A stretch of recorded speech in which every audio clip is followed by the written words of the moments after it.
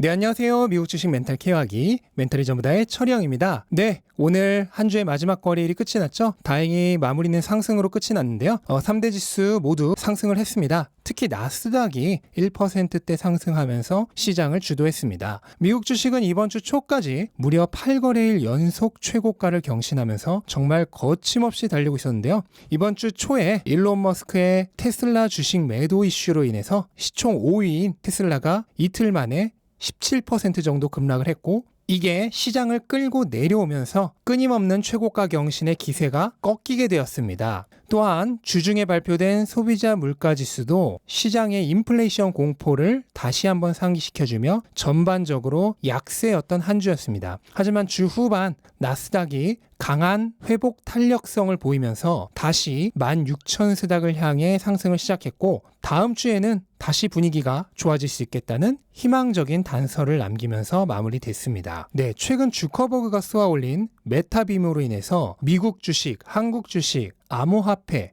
가릴 거 없이 메타버스, NFT 관련된 주식과 코인들이 급등하는 일이 일어나고 있는데요. 미국에서는 로블록스나 유니티 소프트웨어 등의 메타버스 관련주들이 급등을 했고, 한국에서도 NC소프트가 NFT를 도입한다는 말 한마디로 상한가를 쳤습니다. 이에 따라서 일각에선 과열을 경고하는 목소리도 나오고 있는데요. 정작 메타버스 붐을 불러일으킨 메타의 주가는 최근 있었던 많은 ESG 관련 이슈들로 인해서 생각보다 별로 오르지 않았는데, 오늘은 4% 상승하면서 뒤늦게 오르기 시작했습니다. 아마도 메타버스 관련된 중소형 주식들은 다 오르는데, 정작 가장 큰 주식이자 메타버스 붐에 기름을 끼얹은 메타의 주가가 안 오르자 마치 경기도 집값이 너무 오르면 서울 집값이 싸 보여서 다시 서울 집값이 오르듯이 마찬가지로 투자자들이 메타에 돌아오기 시작한 것이 아닌가 생각이 됩니다. 다만 주의해야 할 게 있는데요. 메타버스는 분명 다가올 미래고요. 엄청나게 성장할 산업인 것은 맞습니다. 저도 그동안 여러 번 강조했죠. 하지만 지금 당장 몇 년 안에 모두의 기대를 만족시킬 정도로 우리 생활에 완전히 들어올 수 있는 기술은 분명 아닙니다. 당장 2, 3년 지났다고 우리 모두가 VR 끼고 메타버스 세계에서 살지 않을 거고, 메타버스로 출근하지도 않을 거고, 메타버스에서 인간관계를 전부 대신하지도 않을 겁니다. 메타버스가 정말 우리 생활에 밀접해지는 건 저는 상당한 훗날의 이야기라고 생각을 하고 있어요. 물론 메타버스 시장 자체는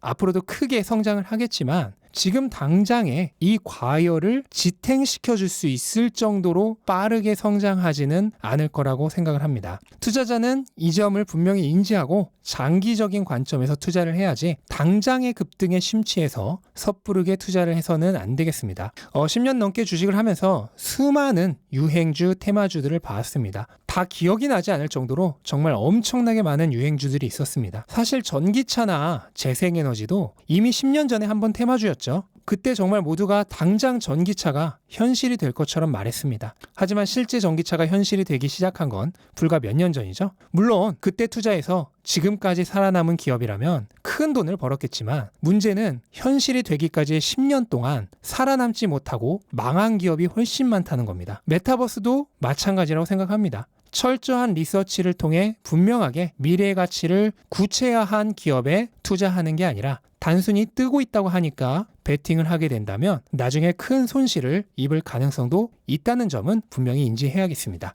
네, 그리고 로즈타운 모터스가 최근 심화되고 있는 공급망 부족으로 인해서 원래 목표로 했던 내년 2분기가 아니라 한 분기 지연된 3분기에 주력 차종인 엔듀어런스의 배송을 시작할 거라고 발표를 하면서 급락을 했습니다. 사실 엔듀어런스는 이미 수차례 연기가 됐었고, 원래 계획대로라면 지금 이미 인도가 되고 있었어야만 합니다. 근데 이게 거의 1년 이상 지연이 된 거고, 거기서 한 번 더 지연이 된 거고요. 이렇게 자꾸 출시가 지연되니까 회사의 현금이 남아나지가 않죠. 그래서 자사의 오하이오 공장을 폭스콘에 매각하기로 몇 달 전에 결정을 했었는데, 그 결정도 다시 한번 확인을 시켜줬습니다. 공장 매각은 내년 4월에 완료될 예정이고, 매각하고 나면 총 620만 평방피트 중에 3만 평방피트만 로즈타운 모터스가 차지하게 되고, 여기서 차량을 만들게 됩니다. 그 외의 공간은 피스커 등의 다른 EV 스타트업이 폭스콘에 생산 위탁을 하는 형태로 돌아가게 되고요. 로즈타운 모터스도 만약에 추가적인 생산이 필요하다면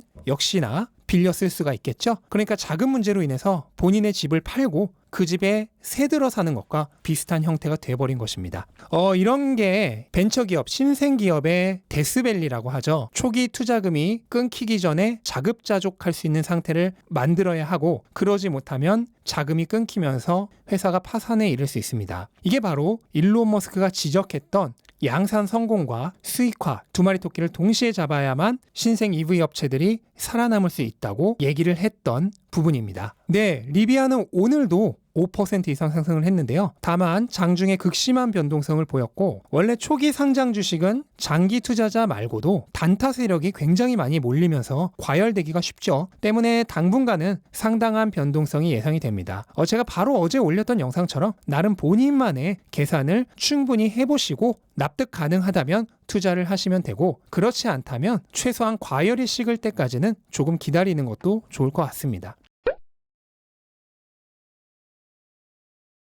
네, 테슬라는 오늘 일론 머스크의 120만 주 추가 매도가 나오면서 주가가 여전히 약세를 띄었습니다. 일론 머스크는 목요일에 64만 주를 더 팔아서 총 510만 주를 매도했었는데요. 오늘 또다시 120만 주를 팔면서 현재까지 총 630만 주를 매도했습니다. 이거는 일론이 팔기로 한 최초 10%의 주식 약 1700만 주 중 3분의 1이 조금 넘는 수준이고요. 아직 1000만 주 이상의 추가 매도가 가능한 상황입니다. 아마 당분간은 이렇게 하루에 100만 주 전후로 해서 분할 매도를 하지 않을까 싶고, 현재의 페이스로 주식을 분할 매도한다면 앞으로 남은 1100만 주 정도를 모두 매도할 때까지 빠르면 2주에서 느리면 3주 정도가 더 걸린다는 얘긴데요. 그러면 그동안은 주가가 계속 약세일 가능성이 있기 때문에 테슬라 주식을 더 사지 못해서 안달하셨던 분들은 이 기간을 집중 매수 기간으로 삼으면 아주 좋을 것 같습니다. 다만 이 기간 동안 주가가 어떤 변동성을 띨지 알 수 없기 때문에 30주 정도 사려고 마음먹었다면 하루에 2주씩 2주간 정도로 분할해서 매수하는 방식으로 산다든지 하는 방법을 추천드립니다. 사실 주가가 막 1200달러 넘고 어디가 끝인지 모르고 치솟을 때는 다들 더 사지 못했다고 안달을 하는데, 이상하게도 주가가 할인을 하면은 오히려 사겠다는 사람이 없어져요.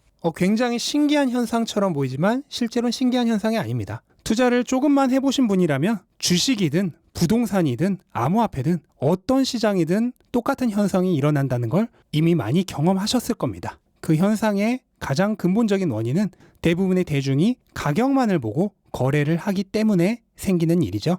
네, 이렇게 내리는 주가와는 반대로 테슬라가 모델 Y의 가격을 또다시 올렸습니다. 올해만 9번째 상승이고요. 이로써 모델 Y 롱렌지의 시작 가격은 $1000 오른 58,990달러이고 올해 초에 49,990달러 대비 무려 $9,000 올랐습니다. 이거는 18% 정도 상승인데요. 현재 테슬라 주가가 전고점 대비해서 15% 정도 상승해 있기 때문에 차량 가격 상승률이 주가 상승률에 뒤지지 않는 재미있는 상황이 나오고 있습니다.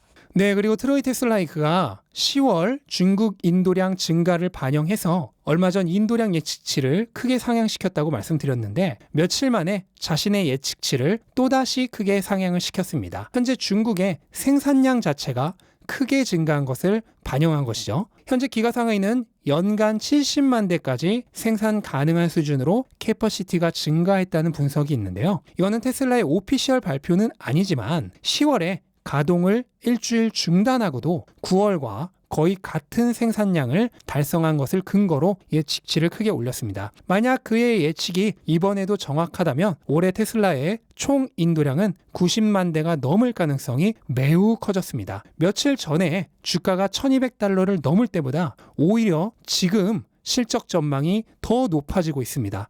주가는 내렸는데 기업의 펀더멘털은 더 좋아지고 있어요. 그 다음 말은 너무 많이 반복해서 생략을 하겠습니다. 네, 이것으로 오늘 영상은 조금 짧게 정리를 해보겠습니다. 한 주 마지막 시장 분위기가 좋아지면서 끝이 났기 때문에 다음 주 또 분위기 좋은 시장을 기대해 볼 수 있겠고, 일주일 동안 쌓인 피로 주말 동안 푹 쉬시면서 전부 회복하셨으면 좋겠습니다. 네, 그러면 다음 주에 또 뵙는 것을 하고요. 이번 영상 마치도록 하겠습니다. 감사합니다.